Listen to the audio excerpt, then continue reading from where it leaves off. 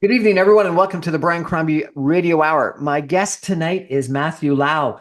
He has written a really interesting column on red tape is strangling Canada's economy. Red tape is strangling Canada's economy.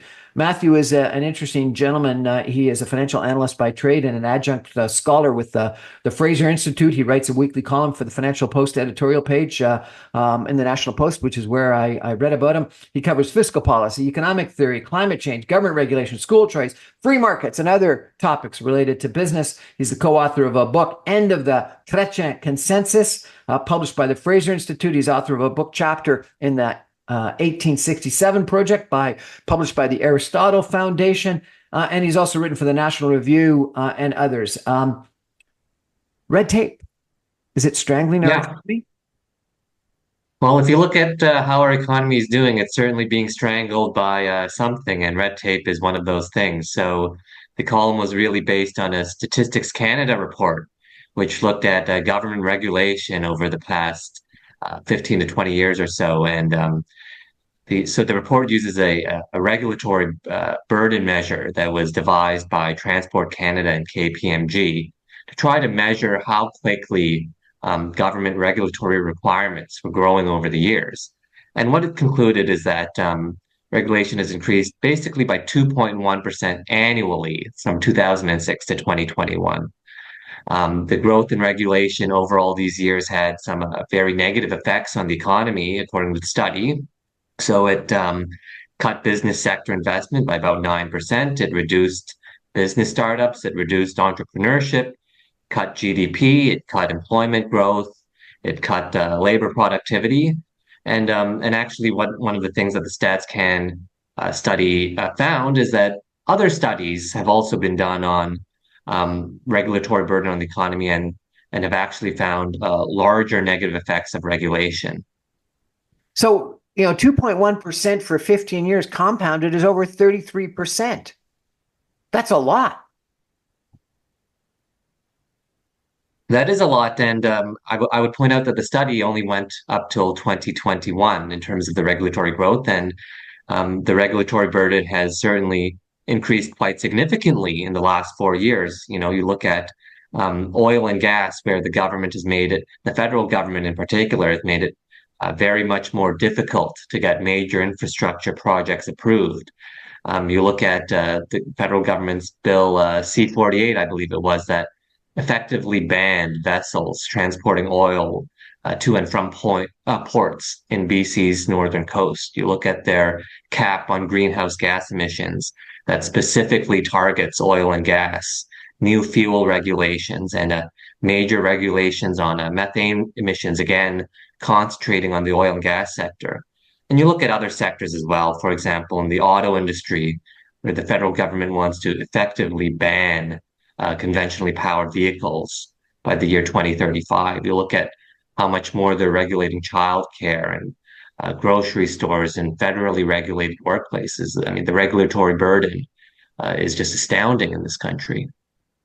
They also said, and at least you quote in the article, that real growth in incomes per person were a paltry 1.7% in Canada, but they were 18.6% in the United States.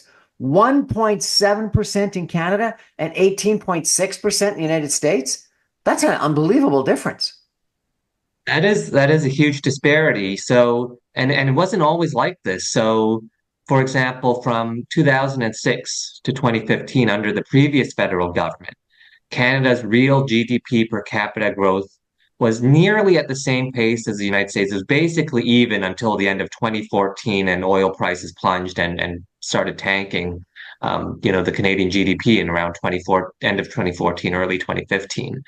But if you look at from 2015 till now, and StatsCan just released its data for the fourth quarter of 2024, and Canada's real GDP per capita increased by 0.2%, which was actually, I think it was only the second quarter in the last 8 quarters where we didn't fall. So overall, the trend in the past few years has been Canada's real GDP per capita has been falling, such that we're only about 2% higher than where we were when the federal Liberal government took office in the fall of 2015 versus nearly 19% growth in the United States. So it has been an absolutely appalling result, especially when you consider, real GDP per capita. That's what is the primary measure of how our economy is doing and how our material living standards are, right? So it is a huge disparity that has widened in the last 9 to 10 years. I'm not sure if you watched the last debate among the leadership hopefuls within the Liberal Party, but productivity was talked about quite a bit, and yet people couldn't sort of define what productivity was about. And it was, some people thought it was like, does that mean that we're lazy and not working as hard? You quote that business investment is down in Canada, um, while it went up by 30% per person in the United Yeah. States. So businesses are investing more in the United States per person, and it's down in Canada. By definition, doesn't that mean that we're less productive because our companies are investing less in us? Yeah, I mean the main measure of uh, the main way that we can increase productivity in this country is to have business investment, right? It's the tools and the machinery and the equipment and the intellectual capital, intellectual property, and all of that capital. That's what really drives how productive we are. And the stat I quoted about business investment being down in Canada versus up 30% in the United States. Again, that's since the Liberal government took office in 2015. That's when business investment really started flatlining or going down in Canada. There was a study done by the C.D. Howe Institute as to how much, the flow of capital is coming down in Canada. So the actual capital stock now in Canada itself is actually falling. It's only about 55% of what it is in the United States on a per worker basis. So, a worker in the United States has almost twice as much capital available to him as What in Canada. try to explain that to people? What does that mean? Does that mean more computers and more photocopiers, or more assembly plants, or what? Well, it's all of those things. The measure of business investment that the Statistics Canada and these United States agencies tend to publish are in business investment in non-residential structures, so things like the assembly plants, and in machinery and in equipment and in intellectual property products. So it's all of these things that make workers more productive, and that's going down in Canada. And you're saying that Canada's level is half the United States? Only about 55% of what it is in the United States. And if you look at other developed countries, we're only at about two-thirds of the level of what it is across the OECD, which is, So 30 so odd developed why are economies. businesses investing so little in us? Is it because we're lazy? Because we don't work hard enough? Well, well, I don't think it's because of that. One of the main drivers of business investment, is the regulatory burden, and another one is taxes. So going back to the StatsCan report, one of the findings was that the regulatory burden increase in Canada over all of these years had been reducing business investment because regulatory burdens and taxes are a cost of doing business. And if you raise the cost of doing business, businesses are going to invest less. So is Doge and Elon Musk's strategy the right strategy? Well, certainly cutting government spending and leaving more resources in the hands of the private sector is a good strategy. As to whether Elon Musk is doing in particular is wise or not is very hard to say. I don't know that necessarily he's going about it in the most thoughtful manner, but there is certainly room for very thoughtful and very significant reductions in government spending in Canada. And if you reduce government spending, it's going to leave more resources, more capital, more labor in the hands of the private sector, which is really the productive sector. I mean, I don't think anybody will give you an argument if you look at how productive is somebody sitting in a private office at a private business can versus government employees. I don't think anybody will point to the government as a model of productivity and efficiency. Is the government a model of productivity and efficiency? No, I think you're right in that regard, Matthew. We're going to take a break for some messages and come back in 2 minutes with Matthew Lau, a columnist at the National Post, an adjunct person with the Fraser Institute, and a really good writer about and critic of what's going on in the economy in Canada today.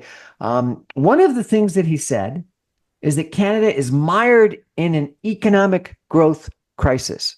Mired in an economic growth crisis. When we come back, I'm going to ask Matthew what he thinks about that, why he thinks that's the case, and what the blank we can do about it. Stay with us, everyone. Back in 2 minutes, talking about the economic situation we're stuck in Canada today.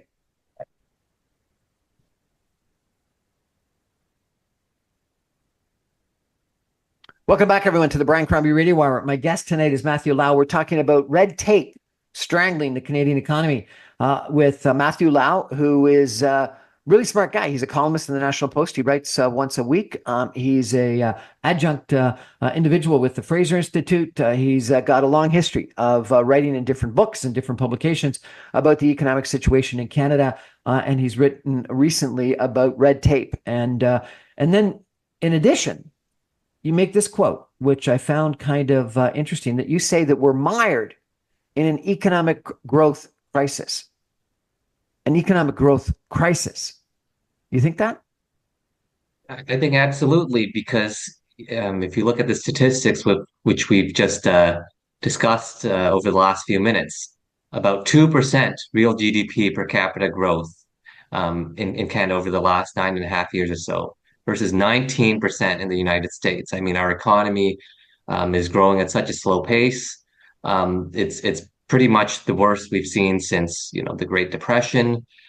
And one of the best indications as to how the economy will grow in the future and how productivity will grow in the future is if you look at whether businesses are investing today. And as we also discussed, that is going down in Canada. And if you look at all of the trends, whether it's investment or economic growth or employment, those are all very much in a negative direction when it comes to productivity and standards of living.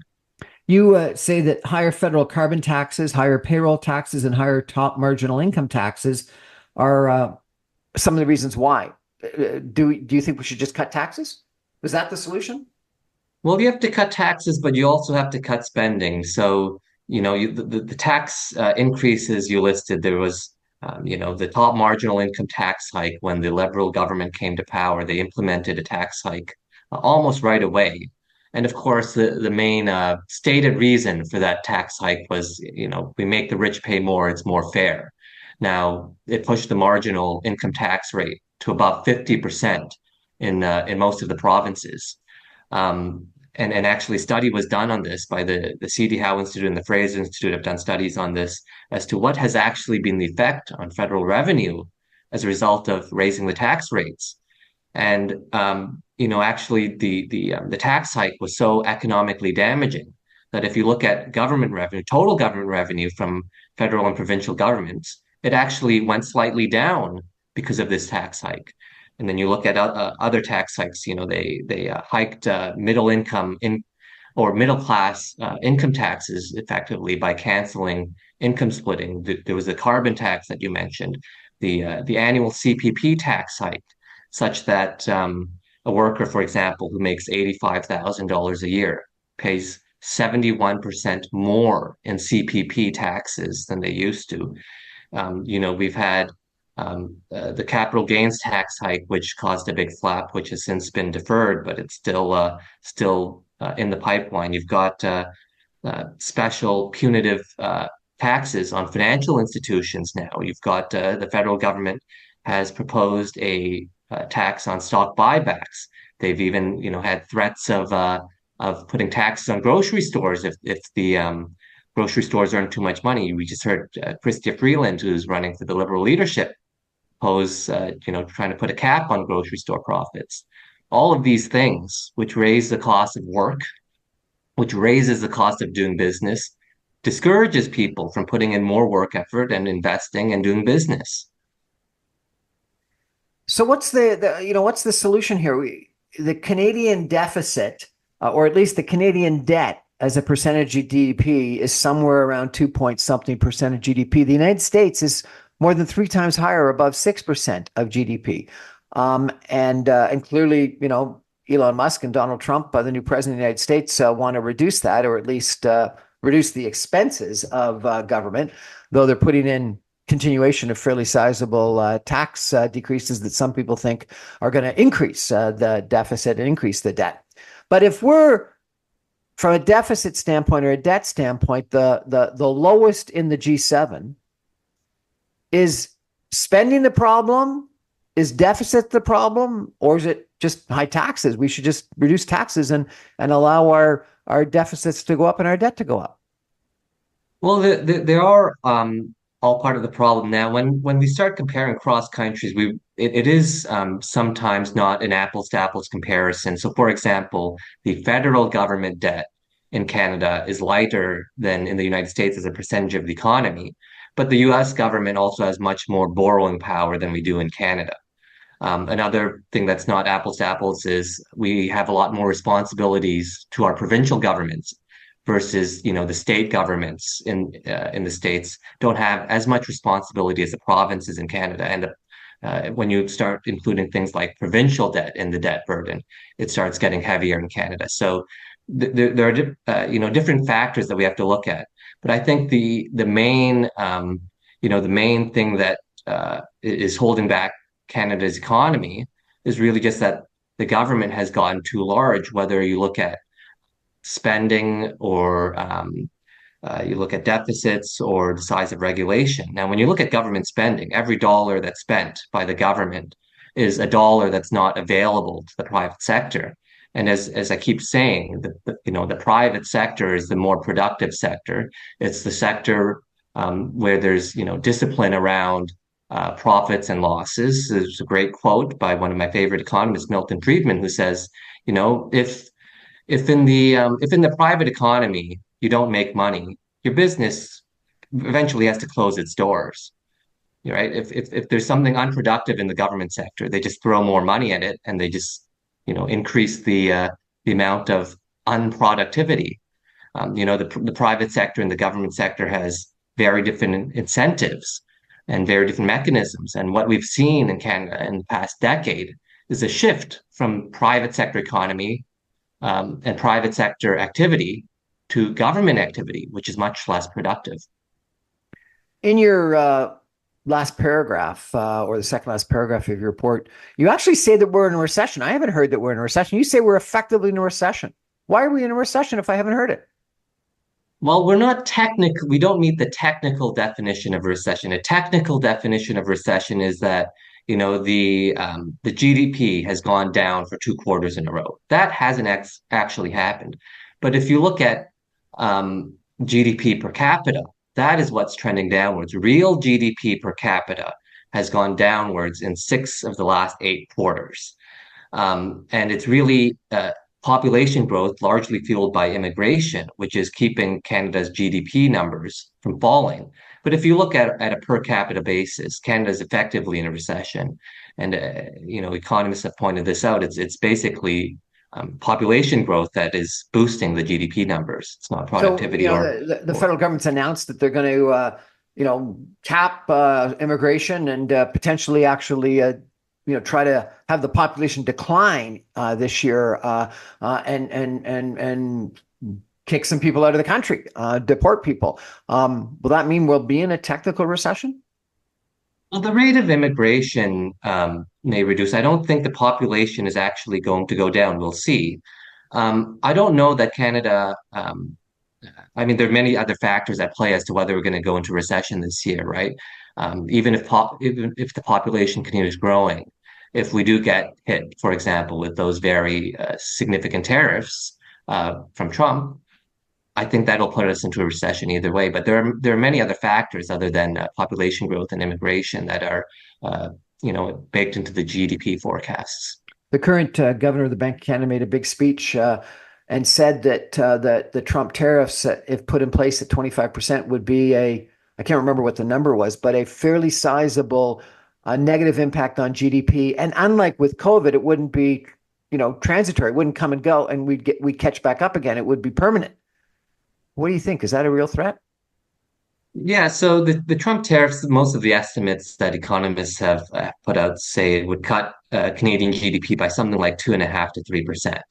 Now, as to whether the tariffs are permanent or not, or how long they'll stay, COVID lasted a year or two, depending on, when you want to draw the line as to when the pandemic ended.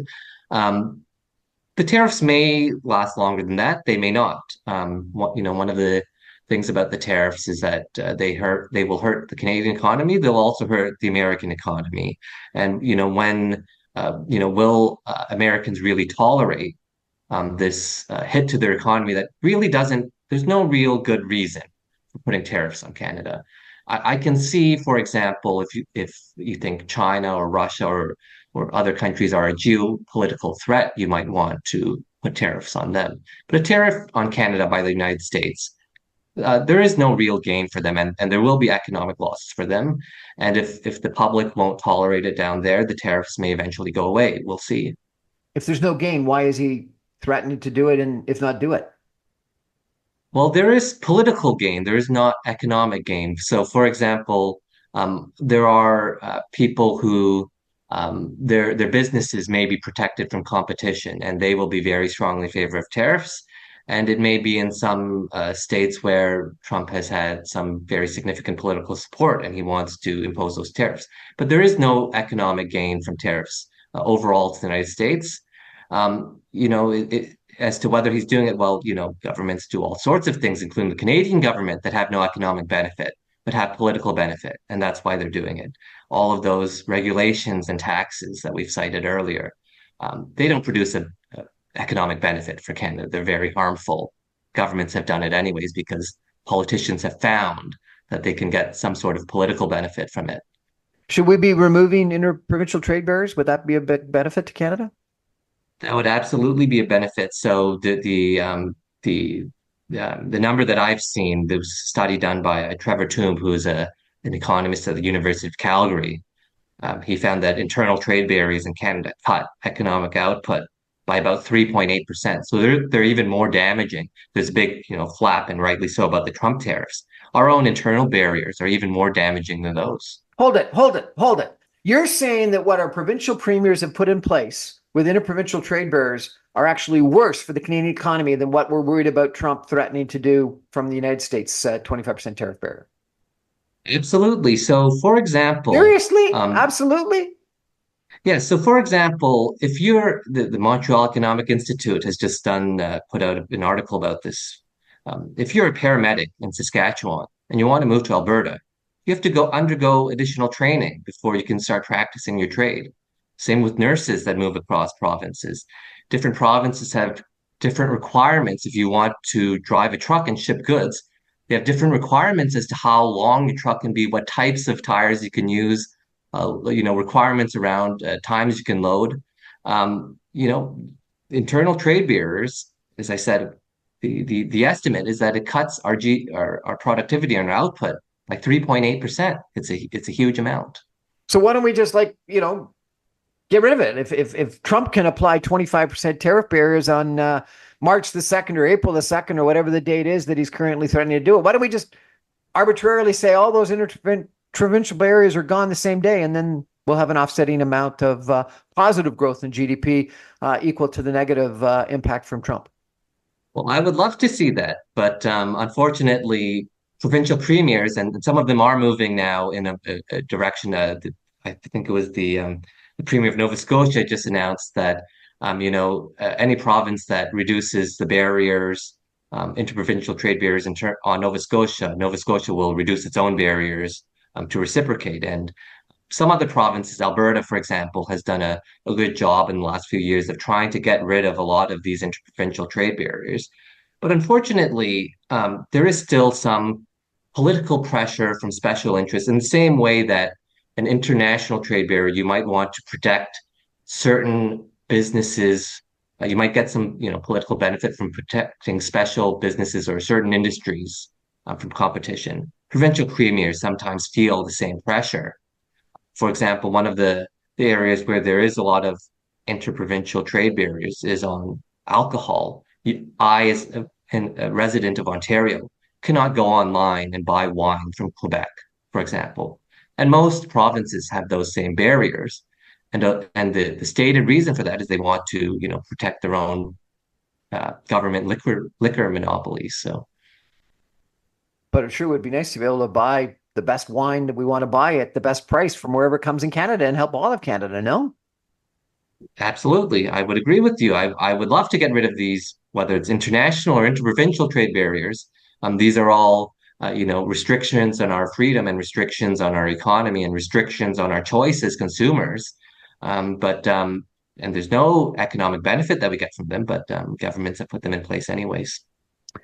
We're going to take a break for some messages and come back in 2 minutes with Matthew Lau, who's, as I mentioned, written this really interesting article about red tape is strangling Canada's economy. I want to come back, and we've talked about how real incomes are down, or at least are up 1 point something percent in the last 9 years, while they're up 18.7% in the United States, almost 19%. So just a little bit more. How the regulatory burden has increased fairly dramatically in Canada. The statistic about how we are spending in Canada, at least businesses are spending half the level of capital spending per employee per person as Americans are. 2/3, he says, of what other developed countries are spending around the world.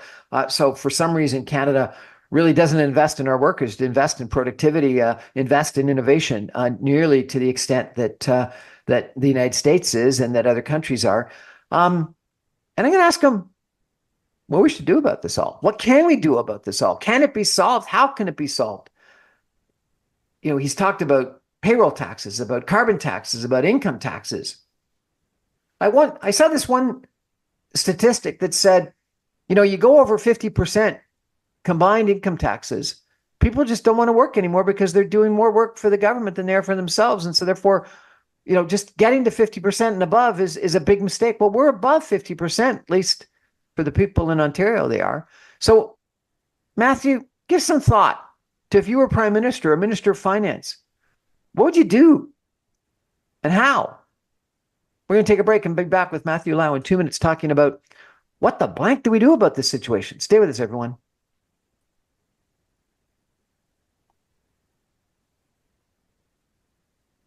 Welcome back, everyone, to the Brian Crombie Radio Hour.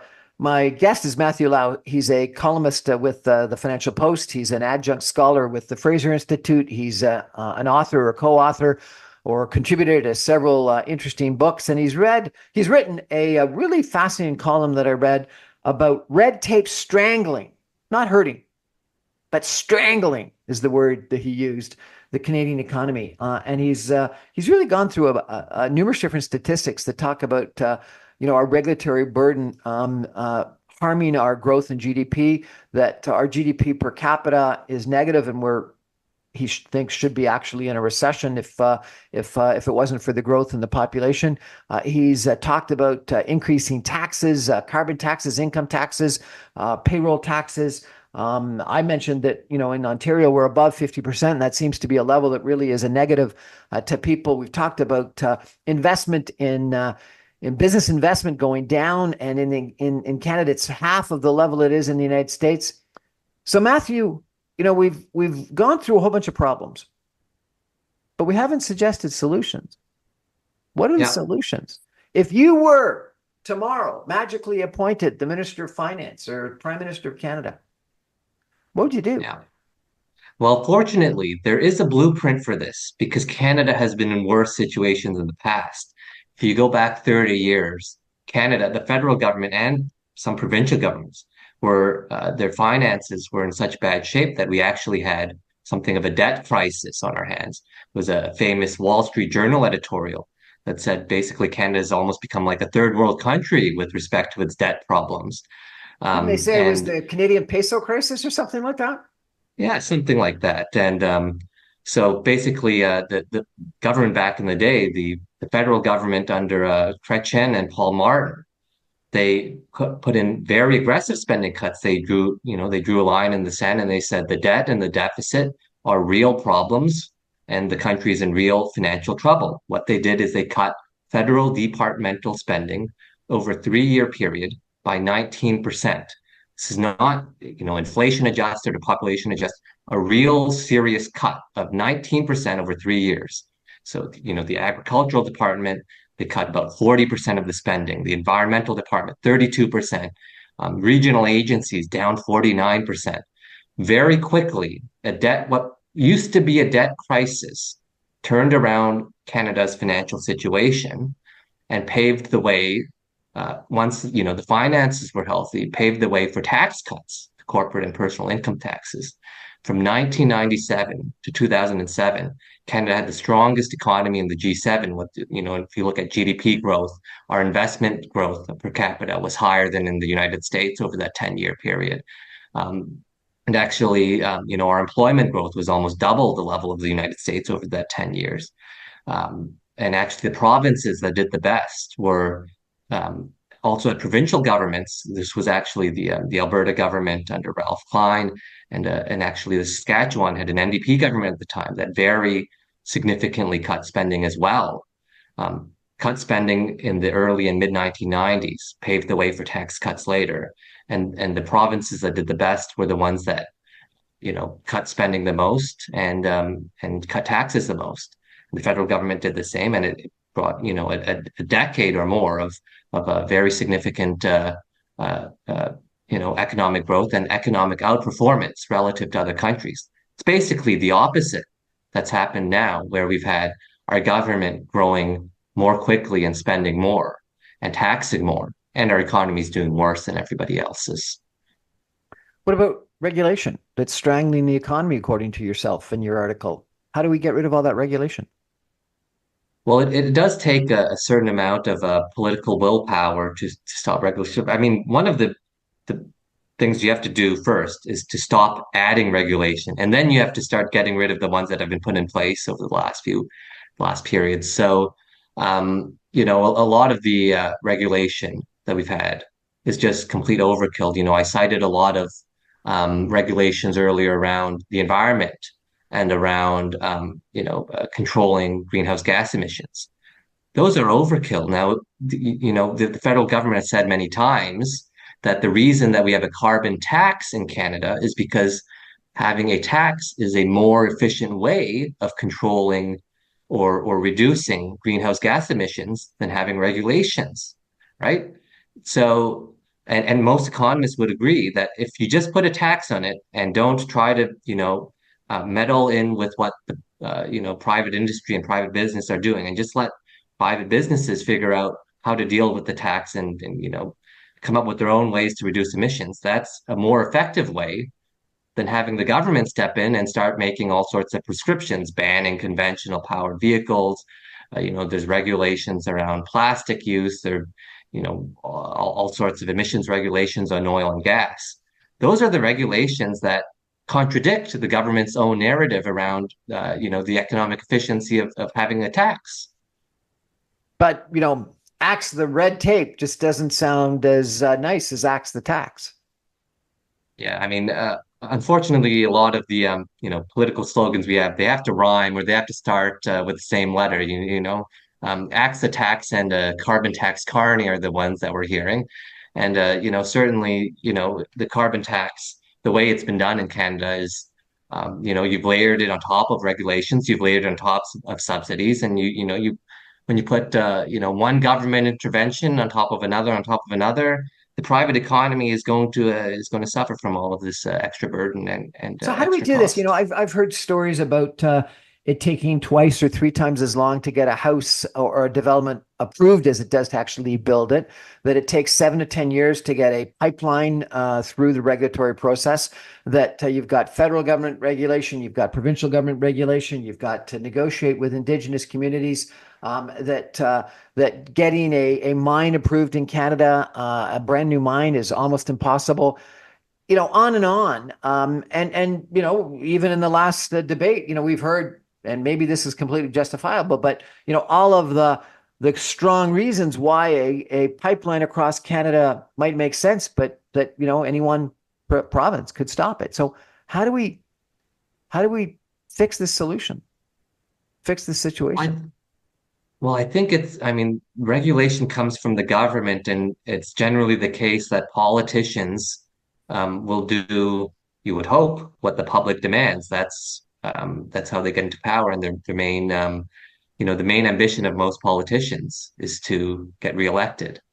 I think it has to, the Canadian public has to come around on this issue in such a way and in large enough numbers and with enough vocal force behind it, such that it becomes in the interest of politicians to start getting rid of all of these regulations that, as I said, are strangling the economy. There has to be the political pressure. Otherwise, the folks who are putting in the regulations are not going to get rid of them. So, Matthew, I think that right now these threatened tariffs from Trump might actually be a blessing in disguise. And I'm not suggesting that I hope he puts those tariffs in, but I also hope we don't become because it's I'm threatening, and then I take them off, and then I'm threatening them, and I take them off. I hope we don't become lackadaisical and think that the threat's gone away. And I do think that some companies are making decisions about where to locate investments and or new factories into the United States, even before any tariffs become real because of uncertainty. And so therefore, I think we're going to have some of the economic impact, frankly, whether the tariffs are ever put in place or not, just because of concerns that they will be put in place or other regulations or restrictions will be put in place. But I think it's a blessing in disguise because I think this is a once in a lifetime sort of, or maybe once in 30-year life opportunity comparable to what you described about the 1990s and Chrétien and Martin to actually fix things in Canada and reduce spending, reduce taxes, reduce regulatory burden, and increase business investment and increase our productivity. And I think that the Canadian public are crying out for that, reducing interprovincial trade barriers, putting in place a pipeline, if not pipelines, that go across the country, transmission towers that go across the country, allowing liquefied natural gas plants to be built, allowing the shipment of oil, natural gas, liquefied natural gas, and other things from our eastern or western ports. What do you think? Well, I mean, a crisis is generally not a good thing, but as you say, it sometimes requires a crisis to prompt the change. If Canada in the 1990s was not in a debt crisis, and if the public had not been, crying out for change, I don't think the change would have been possible. And I think some of the developments in reaction to this crisis that we're facing today, with both the slow economy and the forthcoming announcement of tariffs, I think has prompted at least some good discussion, as we said, around reducing interprovincial trade barriers and trying to increase economic productivity. It's certainly at least spurred some good political discourse around it. As to whether that will translate into good political action and political policies, that we've yet to see. But at least we've got, the ball is rolling in terms of the political climate and political discussion around trying to increase productivity and reduce barriers in Canada. We had a former minister of finance who wrote a book that said that there was not a prosperity agenda in the federal government. Do you think that's part of the problem? Well, I think it has been, if you look at what the federal government has done over the past decade, it has not focused on trying to help Canadians be more prosperous. And I think, the proof of that is in the results that we've just discussed, as mentioned many times over the past hour. 2% in Canada versus 19% in the United States. Clearly, there's been no focus on making Canada a more prosperous country. You know, at one point in time, we thought that our prosperity, our productivity, our income levels were comparable to the best states in the United States. I've heard recently that Ontario is comparable to Alabama. Is that true? Yeah, essentially, almost all of Canada's provinces are at the bottom if you try to compare them against the United States. And that's it's been moving in the wrong direction over the past decade. There was a study done on this by the Fraser Institute, the exact details of which I cannot recall, but it did show, the Canadian province, it would rank all the states and all the provinces, and the provinces are uh, very significantly trailing the states and have been falling behind. The trend is unfortunately not in our favor. How did this happen?